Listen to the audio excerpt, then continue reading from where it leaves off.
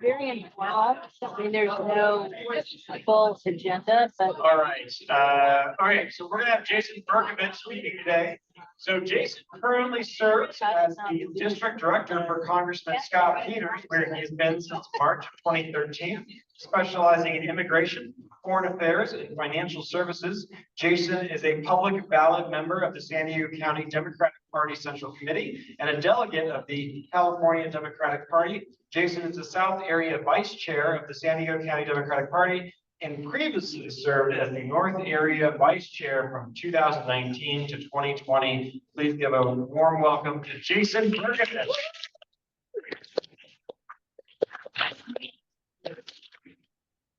Thank you, Paul, and thanks again for having me.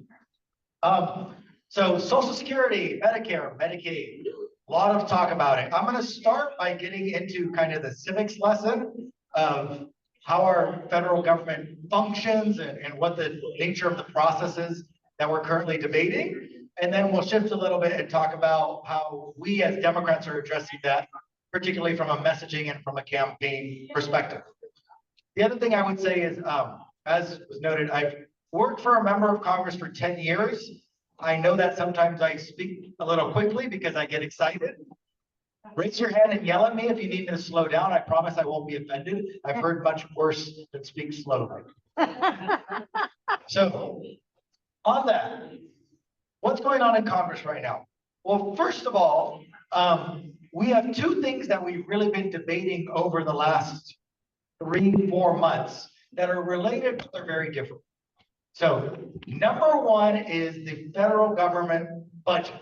So as any entity, like governing entity or business, we have an annual budget. Now, we're not usually successful at passing that budget, but we do technically have an annual budget. Now, the annual budget for the federal government was passed in March or April, even though our fiscal year started in October. We finally passed our budget around March or April. It was highly problematic. Congressman voted against it, but there was a lot of talk about funding and departments and all that. That was the budget. But we also have what's called reconciliation.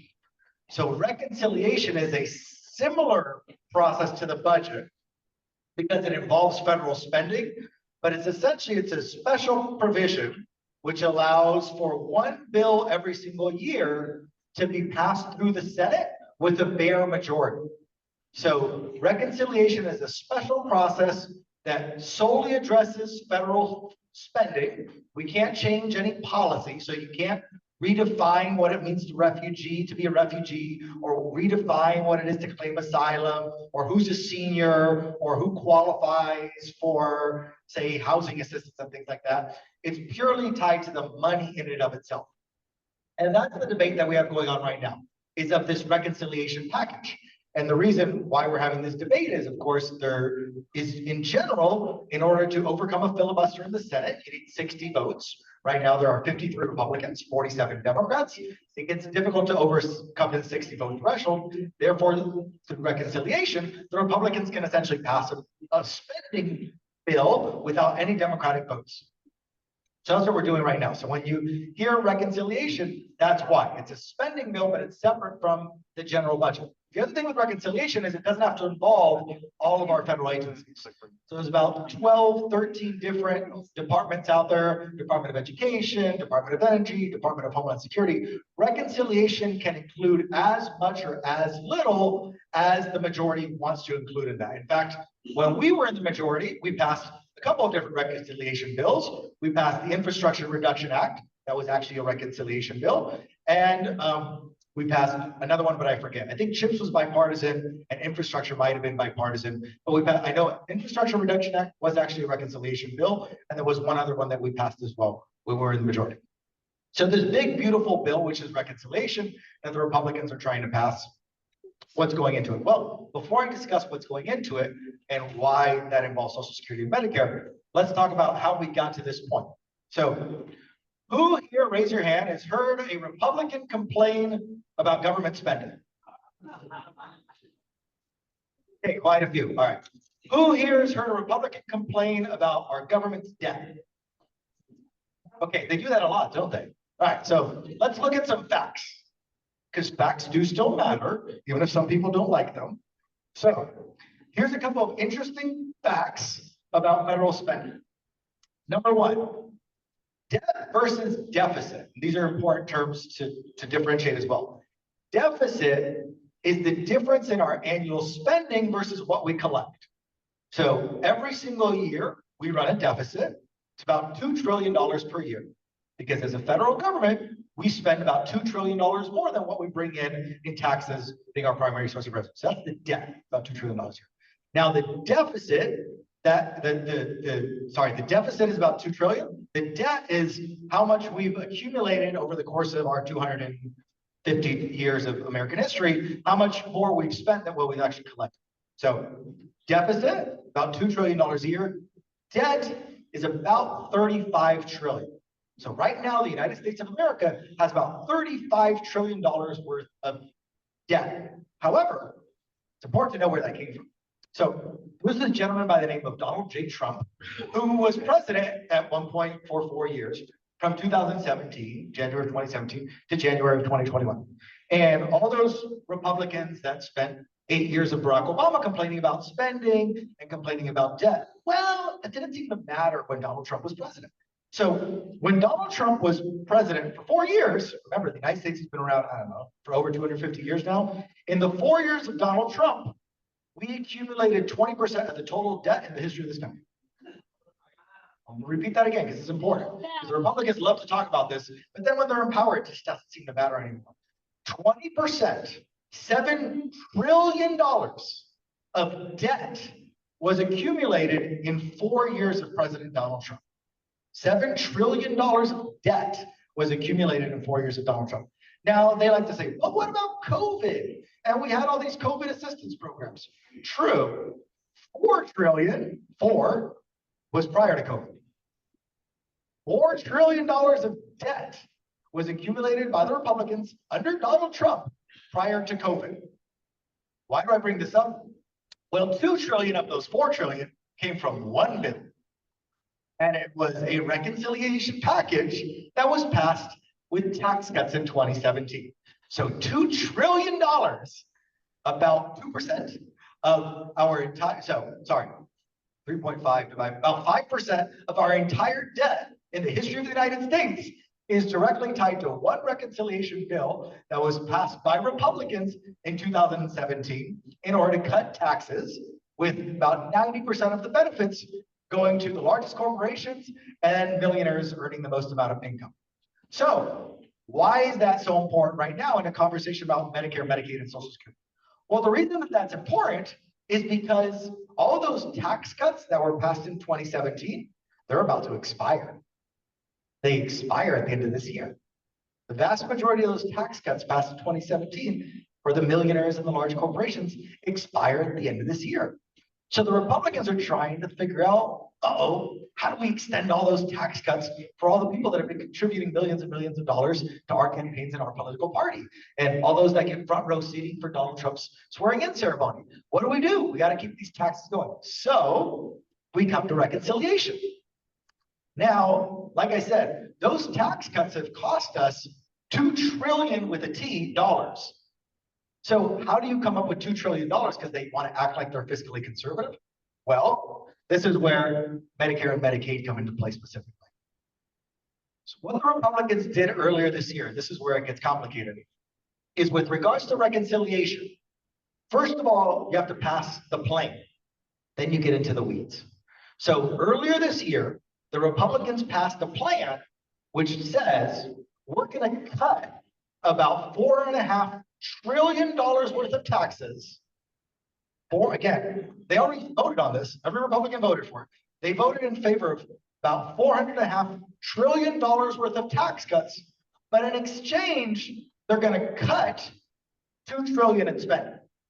So if you're doing the math, that means they want to increase our debt by $2.5 trillion, because $2 trillion is still less than $4.5 trillion. I hope people are learning that in math class, although these days it gets dicey with what some of the Republicans are doing. But so they're openly saying, and they all voted in favor of increasing our debt by more than $2.5 trillion. They already voted on that. But where it gets tricky is those $1 trillion, those $2 trillion in cuts to pay for all the tax cuts. That's where this stuff comes in. About a third of the cuts that Republicans want to make are from Medicaid. A third of the cuts are from Medicaid. And explicitly, it's 880 billion. So in the plan that was passed, the broad plan that was passed by the Republicans says we're going to cut about $4.5 trillion in taxes. We're also going to cut about $2 trillion in spending. Within that $2 trillion in spending, you'll see they're cutting housing subsidies. So Section 8 is practically on pause right now for HUD-VASH, for veterans that are in the room. Veterans housing assistance is practically on pause right now. You've probably heard about the fight. They're looking to defund Head Start. They're looking to defund SNAP and food assistance programs. So that's all part of this $2 trillion in savings. But by far the largest amount of proposed savings, and every Republican already voted on this, is $880 billion worth of cuts from Medicaid. Now, what's the impact of that locally? To give you an idea of the impact of Medicaid locally, we have to look at kind of who lives in San Diego. Now, us in the 50th district, we're actually considered fairly affluent. You know, we represent San Marcos, we represent Rancho Santa Fe, we represent La Jolla, downtown. So in comparison to the other 434 congressional districts, we're actually doing pretty well. However, people forget that Medicaid is pretty widely used. It's from seniors with Medicare versus working families versus low-income families, and we've got a lot of them too. About 20% of our residents in the 50th district are on Medicaid. So about 20% of our residents in the 50th district, an area that includes San Marcos, Rancho Santa Fe, La Jolla, downtown, Point Loma, so very affluent areas, 20%, about 20% of our constituents are on Medicaid. The other one in San Diego County, it's about 25 to 30%. Between 25 and 30% of San Diego County residents depend on Medicaid for their medical treatments. And one thing that we have to remember is the cuts are horrible in and of itself if they ever truly come to pass, which I'm going to touch on a little bit. But even the threats of cuts are dangerous.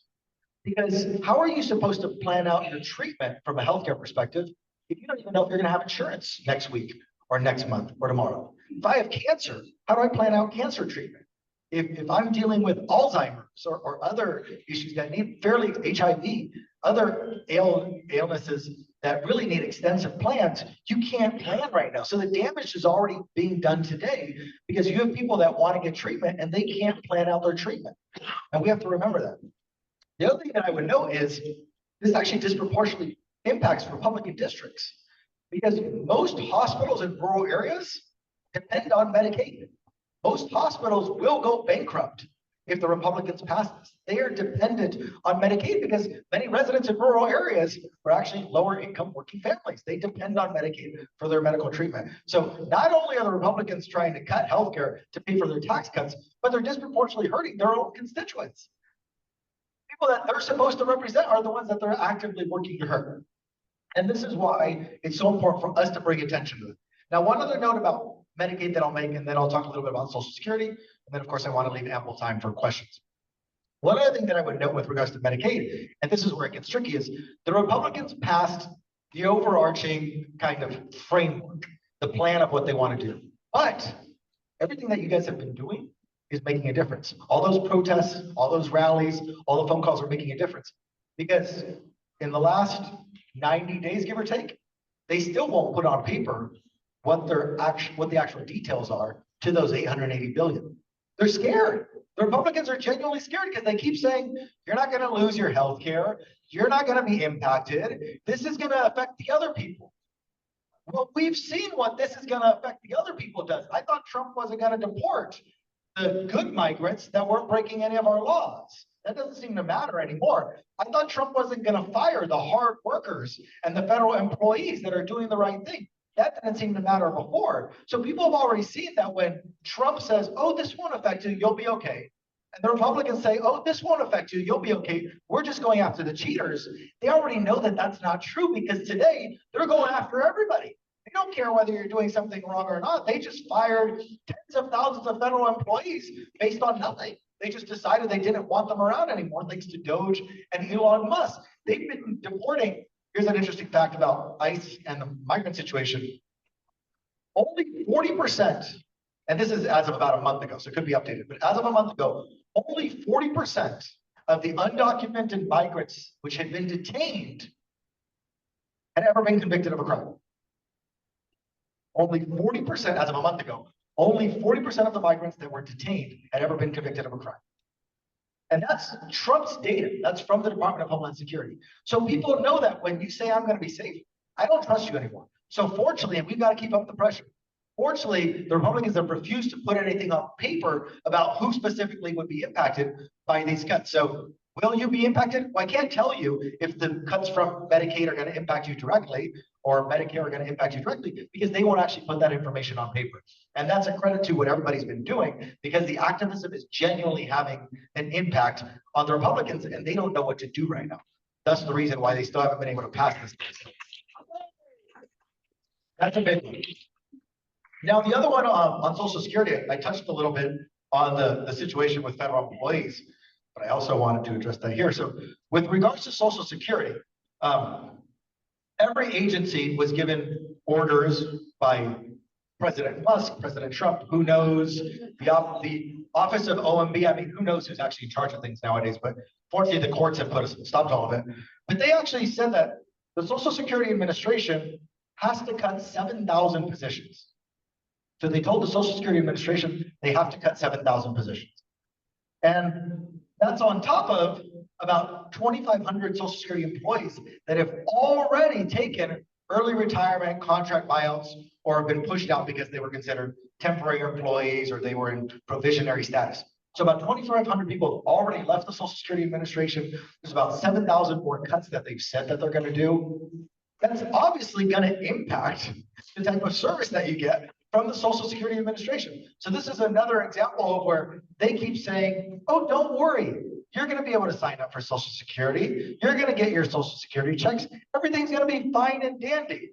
But we know better, because people that are trying to sign up for Social Security right now are having delays and they're having problems. Why? Well, because you fired so many people. It's just impossible for every federal agency to maintain a good level of service when you keep firing thousands and thousands of employees from those agencies.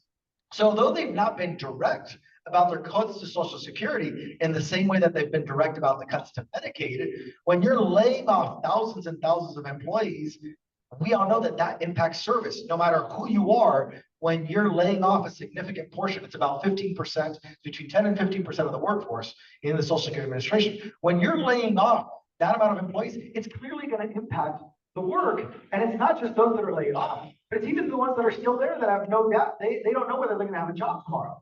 They don't know how long this is going to last for. So psychologically, that's going to impact your ability to work with constituents, to work with other Americans, when you never know what kind of job security you have anymore.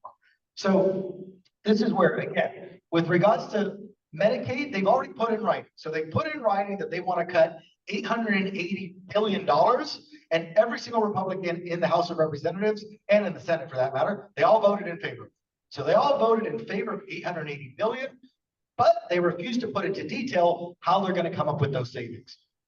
And with the Social Security Administration, we've already seen thousands of layoffs. That's clearly going to impact it. So what's the important thing for us to put out there? Again, going to our top line message and what resonates.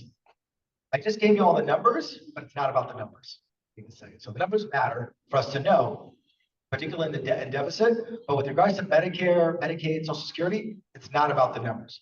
What really matters is when you're talking to your neighbors, when you're talking to your friends, when you're talking to your family members, it's about how important those programs are to you personally. That's what people actually want to hear.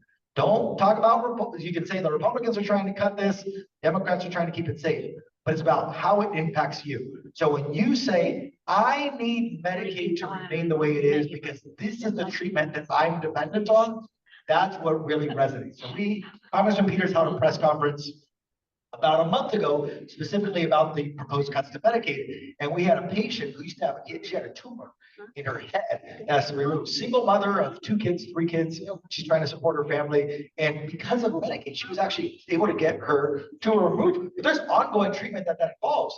If Medicaid goes away, she doesn't know about how she's going to get her treatment. In-home care providers We work really closely with our unions like UDW, United Domestic Workers. United Domestic Workers, a lot of them are in-home care providers. They're there so that for seniors to live out their lives in the comfort of their homes. They're there to provide that 24/7 care that's needed at times. Medicare and Medicaid pay for a lot of that. How are people going to be able to live out their lives in their homes if they don't have that provider there in order to help them out with it? So that's the message that we really want to spread. We're looking for all those examples of people that their lives are truly dependent on knowing that they've got Medicare, they've got Medicaid to be able to ensure that they can go see that doctor, that they have Social Security. There isn't going to be a delay. When you go into the bank on the 3rd or 4th of the month, you know that that money's going to be there because you need it in order to pay your rent. You need it to pay your utilities. You need it to pay other bills. That's what we need to keep sharing. So for those of you that are on Medicare or on Medicaid or on Social Security, or you know friends, you know family, share those personal stories. Let them know Republicans want to take this away from me and we just can't let that happen. And it's working. So keep it up. And with that, I think it's a good point. I'll go ahead and pause and take some questions. Yes, sir. Yes, ma'am. Sorry. My mom has Good question. So the question was, in California, do we not have Medicaid? So in California, we call it Medi-Cal. That's the difference. So in California, we call it Medi-Cal, but essentially it's very similar. So Medi-Cal is an expanded version of Medicaid. The way that it works is that Medicaid establishes a baseline level of who you're required to cover. So no matter where you live, whether it's Mississippi, Alabama, or California, there's a baseline level of who's required to get coverage through Medicaid. In the state of California, just because we're California, we tend to be more progressive, we've created Medi-Cal, which has expanded on those basic levels of coverage. So here in California, people that are not at high levels of income, but if you have incomes that are a little bit higher than in other states, you can still qualify for Medi-Cal here. Migrants are able to qualify for certain benefits with Medi-Cal here. So Medi-Cal is a more expansive version of Medicaid because California decided that we want to cover more people that are covered in certain other states. Yes, George, and then I'll go back. I'll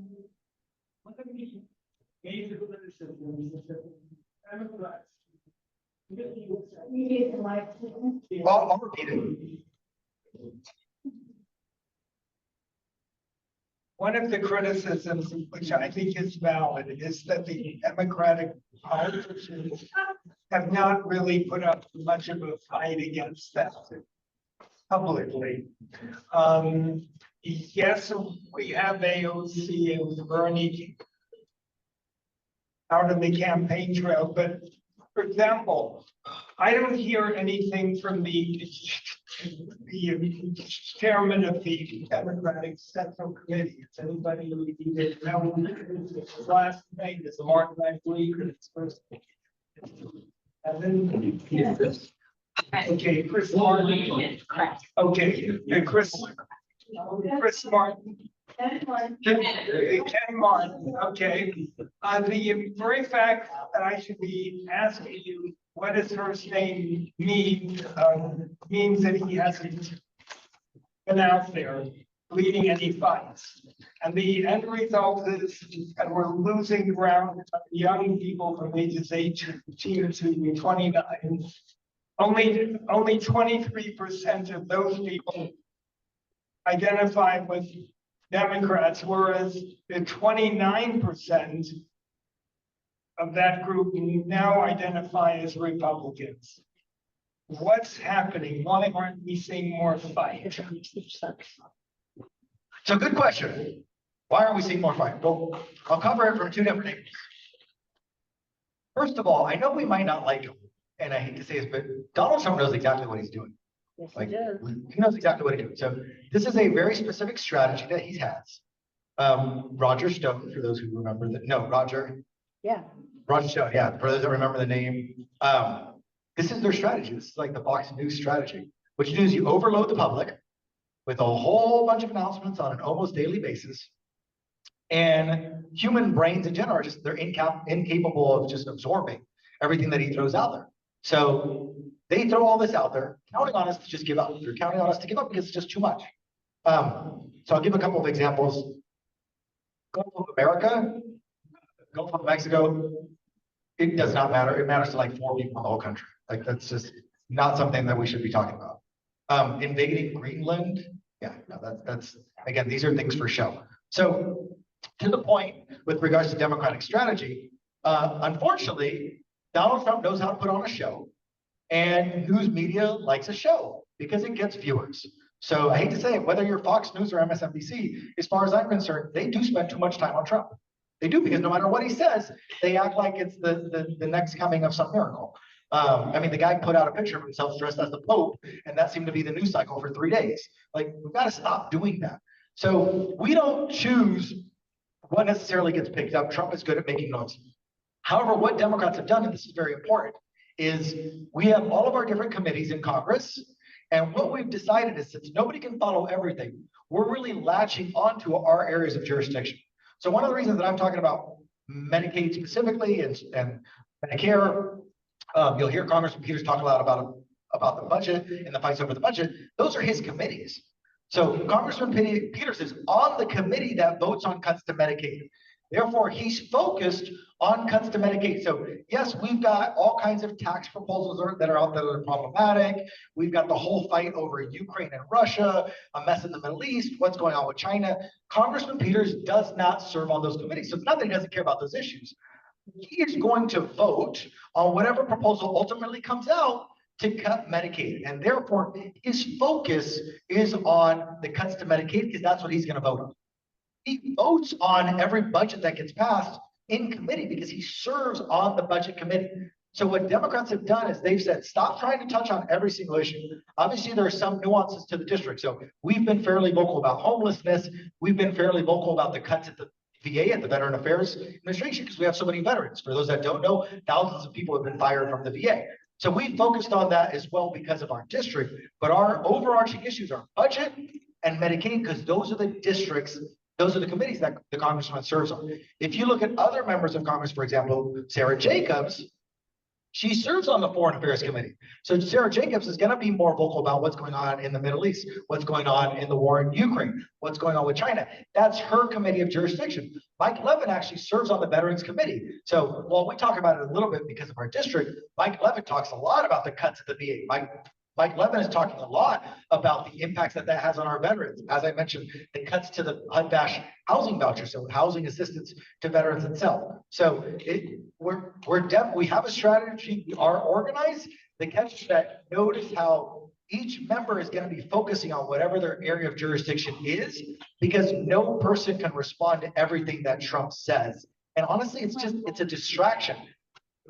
Cuts impact every single person in this entire country. The name of the Gulf of Mexico, in fact, is just a quick amusing tidbit before I get to the next question. I saw one in the back that I'll come in front.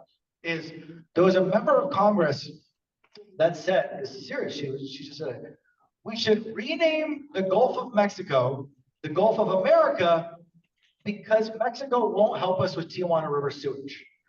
And a lot of us were wondering, does she know that Tijuana is not on the Gulf of Mexico? That would be hard. Like, I don't understand, but this is what Republicans say. What does the Tijuana River have anything to do with the Gulf of Mexico? People in Tijuana don't have anything to do with the Gulf of Mexico, but like these are the things that they're saying, and it doesn't make sense. So we don't want to get dragged into that. I saw another question in the back, and then I'll come back forward to Alan. Yes, ma'am.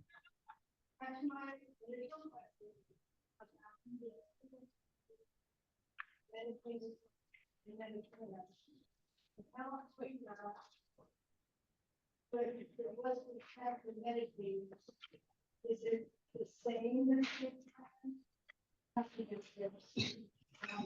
But yeah, Is it the same? What's the difference? so There's a difference between California had over that, over there.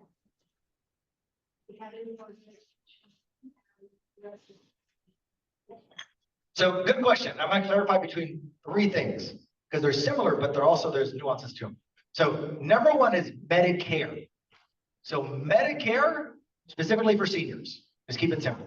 So Medicare is seniors. That's it. If you're a senior, Medicare, that's what you're thinking about. That's nationwide Medicare healthcare that's available for seniors. Medicaid is based on income. So Medicaid is healthcare that's available for working families and lower income families. Number two, so Medicare seniors, Medicaid, lower income working families. Medi-Cal is the California version of Medicaid. So it's like a Medicaid plus.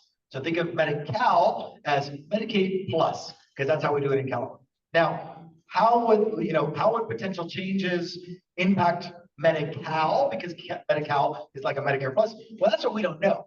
And that's what's tricky is because the Republicans won't actually put the details in writing, we don't know how damaging those cuts could potentially be to California.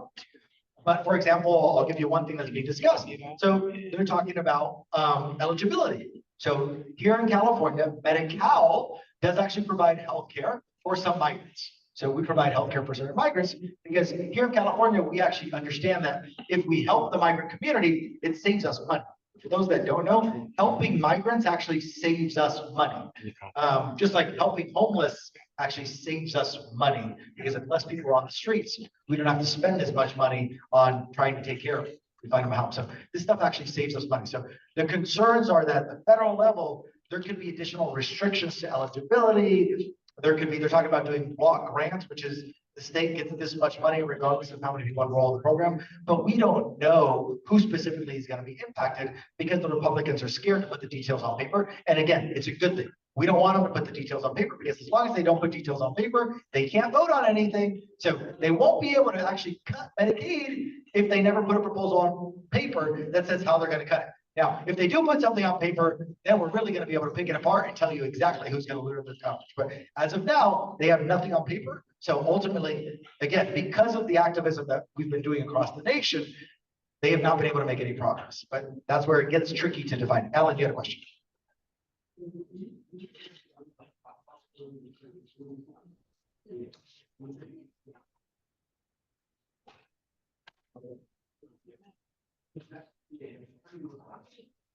So the comment from Alan is highlighting how much our insured rate here in California has improved. And by the way, for those that don't remember, that's thanks to the Affordable Care Act, otherwise known as Obamacare. So yes, you can give an applause to the Affordable Care Act. We should still be celebrating that. Remember, don't forget Trump won. He tried to take that whole thing away. John McCain's famous thumbs down would not let it happen. Thank God for John McCain. May he rest in peace. Not that we agree with him on everything, Iraq war, but this one was a good one. He did what was right when it came to healthcare. So we want to acknowledge that one. But yes, we've been extremely successful with expanding healthcare coverage in the state of California. Thanks to the Affordable Care Act, we now have Covered California, which is essentially our marketplace is Covered California. We've got Medi-Cal. So we've been able to expand all of these programs. In fact, I'm going to touch on it a little bit differently rather than the bad states versus the good states. Most Republican states have expanded their Medicaid coverage because under the Affordable Care Act, the federal government says, we will pay a majority of the costs in order for you to expand your healthcare coverage in your state. So one of the best defenses that we have right now against cuts to Medicaid is that it's, I think 40 to 45 states now, almost all Republican states have expanded their coverage. And now they're scared because any cuts means they're going to kick people off of their healthcare.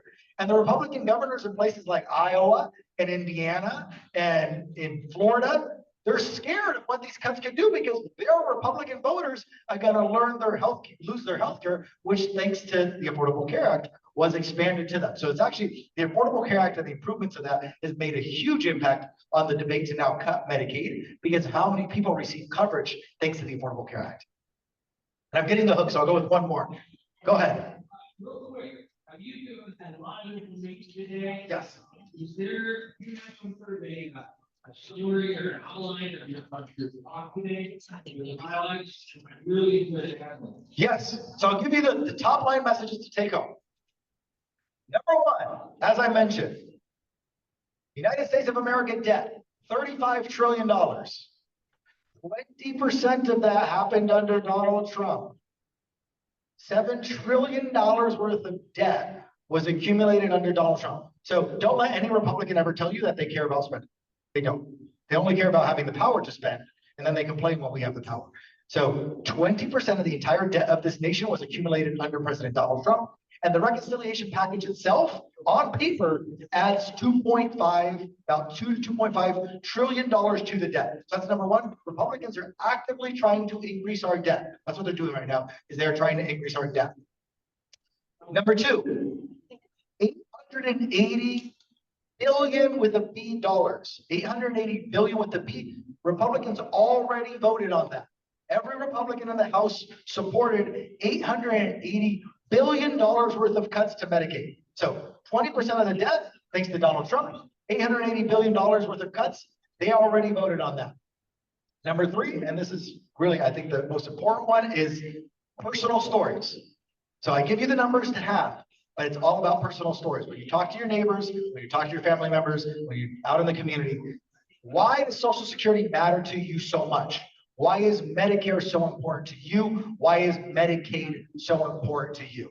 When they're cutting money like the level that they're trying to cut, when they're firing thousands and thousands and thousands of employees, they will simply not have the ability to provide the service that's needed for these types of programs. So they're spending the money that they don't have while trying to blame us, and they're making it harder for you to use all these programs that you depend on. And we need you to tell everybody about that. Thank you.